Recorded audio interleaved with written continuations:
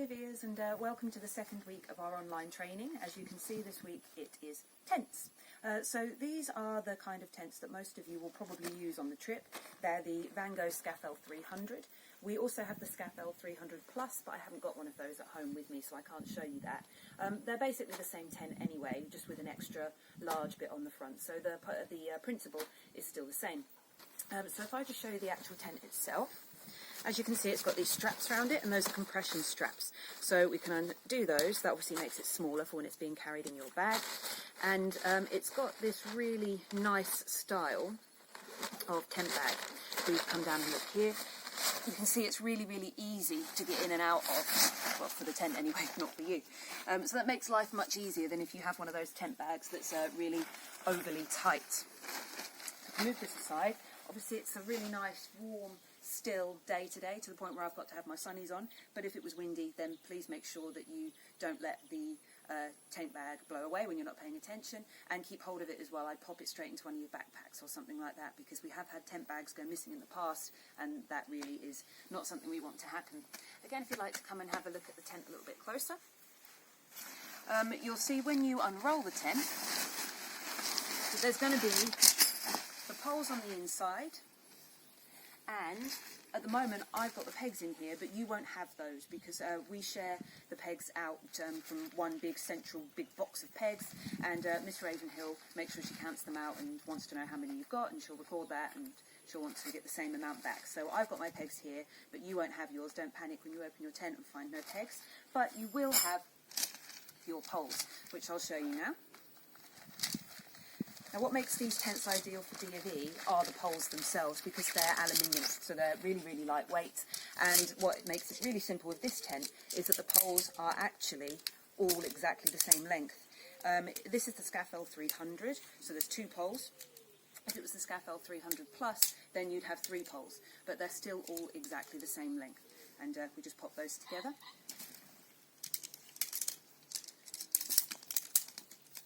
And once you've got your poles out and ready to go, you are ready to unwrap the tent. Oh, Matilda's come to join us again. And inside the tent you'll see there's this green part, which is the upper, outer part of the tent. And then on the inside is the orange and grey inner tent. And if it was a wet day, you'd want to make sure that you don't let this get onto the grass. Well, not this side, sorry, the orange side. The grey side will be fine. And again, make sure you keep the outside of the green on the grass if it's a wet day. So I'm going to get this unwrapped and ready to go, and I'll join you again in a minute. See you then. Hi, welcome back. So I've got the tent out now, and it's not windy at all today, so this wouldn't be entirely necessary from that side of things. But on a practical measure, what I've actually done here with the pegs makes life much easier. So whether it's windy or not, I've gone round and I've pegged out, the 4 corners. So this isn't going to go anywhere if it was windy, but even though it's not, this is actually going to make life much easier. So then what we have to do next is feed the poles through their corresponding channels. So the grey here is the front door, and then both of the grey channels here are where the poles need to go. You may have noticed earlier that the pole actually has a slight bend in it. That isn't broken. It's supposed to be like that. This is a tunnel tent, so it's a really simple construction. It's just pole, and then the material of the tent. And Van Gogh have actually, trademarked or copyrighted, or whatever the name is. I think trademark is the right word. These, and they call them Gothic poles because they have that slight little peak in them. Okay, so now I'm going to feed this through. And you have to be careful when you're doing this, because obviously the poles can come apart quite easily if you're too rough. And also, you would never want that slightly sharper end of the pole to damage the fabric of the tent. So do just be mindful. Don't just shove it through without paying any attention. If it starts to stick, don't use brute force. And you won't be on your own either. You'll have at least one other team member helping you. So, work with each other. Don't be silly and rush this part. It's just not worth the risk of damaging the tent or damaging yourself. And then if you just come down here, quick zoom in, you'll see that the peg is through this part here, and then there is clearly a metal eyelet, and you can tell that that's where your pole is going to go. We can obviously adjust the pegs and the tension, etc. once everything's all up and ready. So when I next come back to you, I will have popped that side in as well, and I'll have the other pole in at the back, and I'll see you again soon. So the tent is has now got both of its poles in. might do this. You can see the other one is here at the back, and you can already see the tent sort of, the structure, sorry, of the tunnel tent, the shape of the tunnel tent coming through. Now what we're going to do next is go around and peg out all the other sort of corners. Can you call it corners when it's not four-sided? Yeah, good. Yeah, you can. So all the different corners. And we're going to make sure that everything is nice and taut when we're doing that, but not overly taut, because these tents actually have inside them what looks like some random strap that, you know, why is it there? Well, it does have a purpose. They're called tension straps, and you can use those to make the tent more taut and tighter once you're nearer the end of actually putting the tent up. You don't want to do it all now because we haven't got that orange bit on the inside yet, and if this is way too tight when we go to put the orange insides in there, we won't be able to do it. It'll be too much of a stretch. So I'm going to go around and peg these out. Just before I do, just a quick thing to mention about pegs. Let me grab one. You should make sure that you are pegging in a certain direction. So you don't just shove it in any old direction. You should make sure that you're going at about 45 degrees towards the tent. So if that has got, like this one here has, sorry, like this because it's come out. Let me show you again. So if that's in there, at that angle, then you can see when that pulls on it, that's got to fight against the angle of the peg in order to come out if it's really windy. If you've got it this way round, can't do this left-handed. If you've got it this way round, then there's much less effort for it to be pulled out. So you always want to make sure that you are pegging at a 45-degree angle towards the tent when you're putting your pegs in. So I'm going to go around and peg out all the other corners, and I'll see you when that's done. Okay, welcome back. So as you can see, we've now got all of the corners, the bits of the tent pegged out. Obviously we're not quite finished yet though. Before we get to the guys, which we normally do last, and the tension straps, I just wanted to show you some of the features of the tent. So this is the door here. Has a zip on the inside and the outside, and Velcro as well. Be careful you don't catch the fabric of the tent when you're doing it. It would be quite a good idea to just have your finger in front, and then it will stop it. So if I put my finger in front of the zip as I'm doing it, then that should stop there being anything caught in the door zip. Okay, so here we go. Matilda's checking it out for us. So this would be rather annoying if it was flapping away in the wind. So there is the opportunity, the possibility, the choice to roll this up.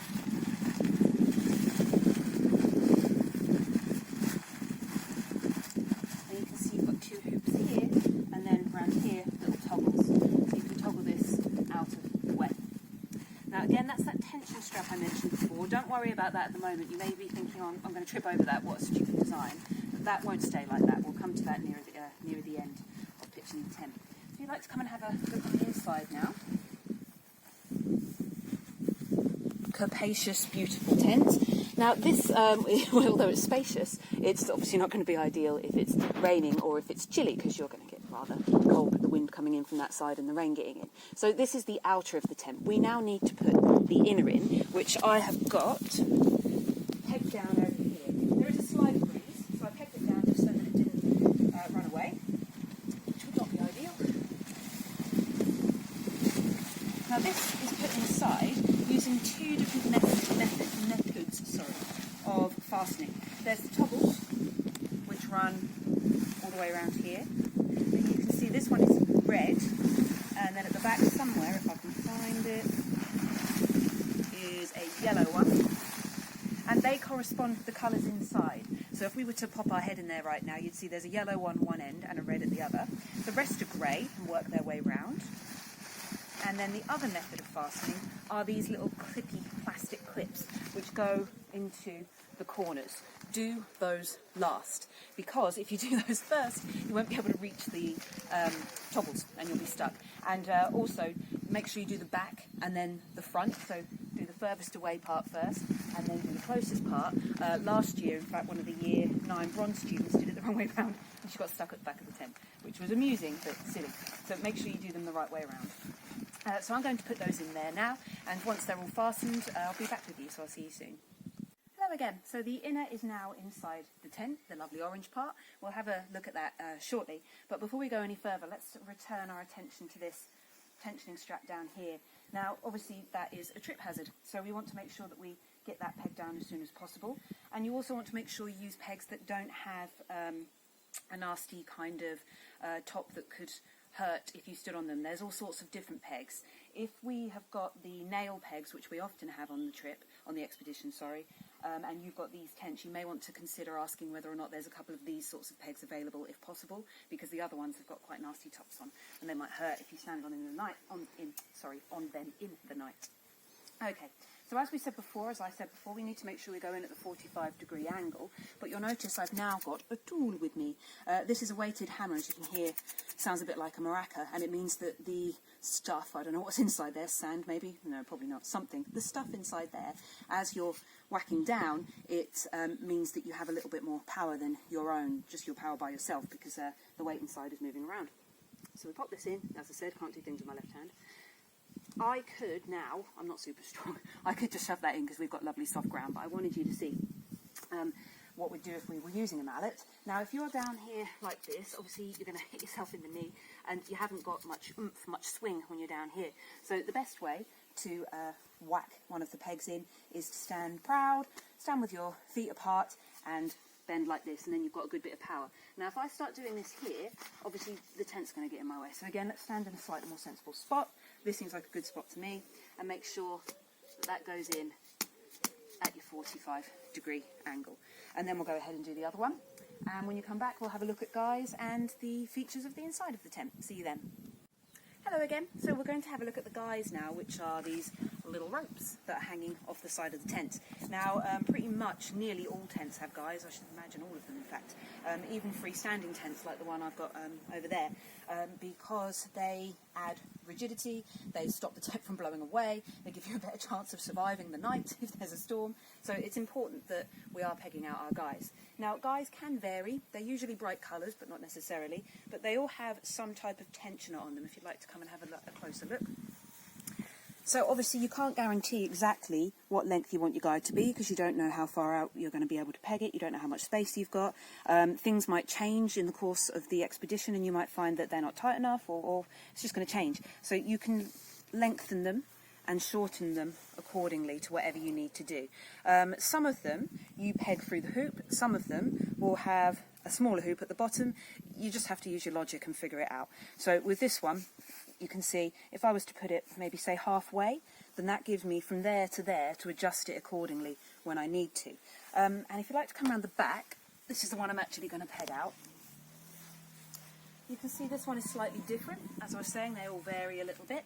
This one is actually designed both to pull the back of the tent out, but also to keep that vent there. So inside there's mesh, which little bugs can't get through, but air can. You can get in and out, so you're not going to get quite as stifled inside the tent.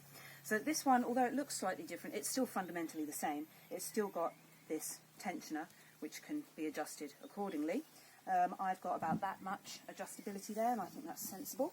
So I've got a peg in my pocket, and using exactly the same method as before, 45 degrees towards the tent, and then whack that in. And just before you go, something else to do with guys is generally, it doesn't always work because it depends on the shape of the tent, but it works with this tent. Generally, you should be angling your guy rope away from your tent at about the same angle as the pole that it's coming from, because that gives it more rigidity and it makes sure that things don't kind of move around in a wibbly-wobbly way. They just work better like that. I don't know the exact science behind it, to be honest, but they definitely work better if you try to follow the line of the pole. It's not always necessarily possible, because you might be pegging a guy out at the front and it might be a slightly different angle, but don't be random. So don't have that one off there, this one off there, this one coming across there. It should be so that you're making maximum use of those guys and they're pulling the tent out nice and taut and tight for you. Right, I'm going to peg out the rest of the guys and then I'll see you again. Hello, welcome back. So we are now pretty much there. The tent is pitched. Obviously we haven't got anything on the inside yet, and we do allow you to have a sleeping bag and a roll mat. We're not quite that cruel. Let's just talk a bit more though about the tension straps and the insides of the tent before we're ready to pack away. If you come a bit closer, you can see inside here these tension straps, or I hope you can see. They can now be tightened. If you can't see them, I'm sure you can imagine what I'm doing.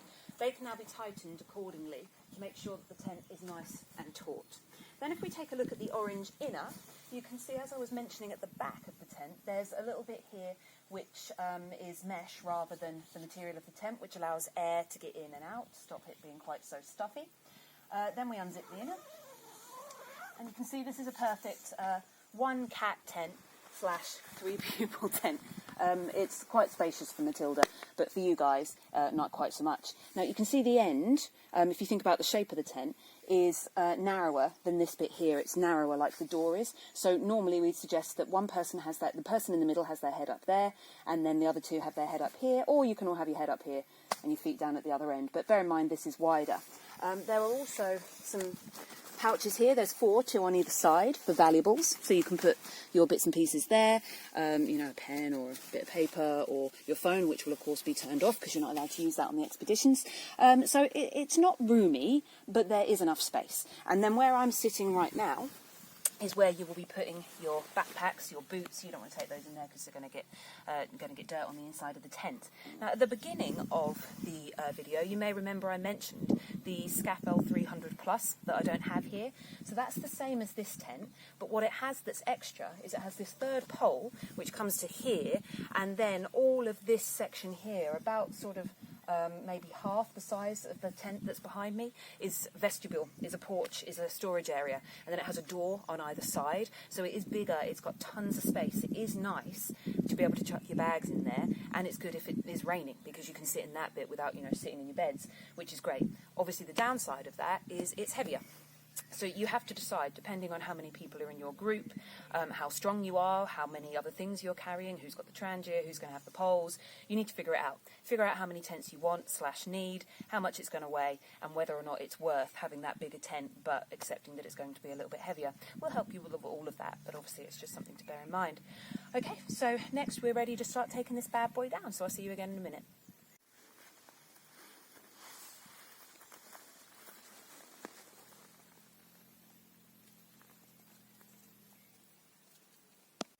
Okay, so we're just about ready to start properly collapsing the tent down. What I've already done is go around and remove the pegs from the guys, and you'll notice that the guys are now short.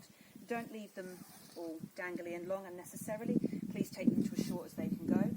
There's actually some good ways of knotting them that I'm not very good at, that we can show you on the practice expedition. I know Miss Ravenhill's better at it than me, so we can get them knotted up nicely. And something else I just wanted to mention to you as well is how to get the pegs out.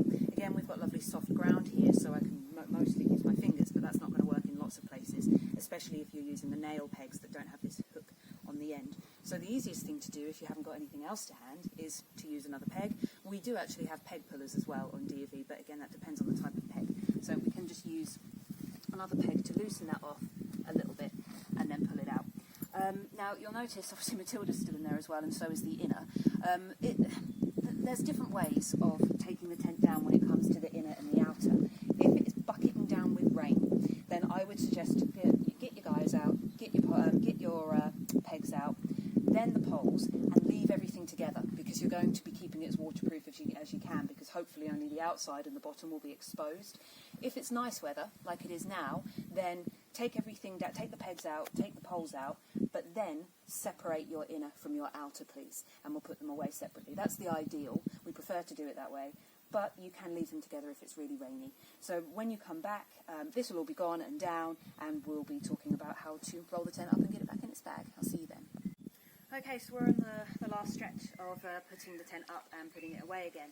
So these are now separated. The poles are just under there. They're helping weigh the tent down in this light breeze in their bag. The pegs will have gone back to the teachers, so you'll make sure you've counted those back in. The part of the tent that would be on the outside is now face down on the grass. The two inner sides of the tent, so the inside of the green and then the orange, are touching each other, and then the bottom of the tent, this grey part, is facing upwards. So this way we're making sure that the only bits touching the grass are the bits that are supposed to be outside or underneath and aren't going to get wet unnecessarily. If it was really bucketing down with rain, then the tent is going to go away wet.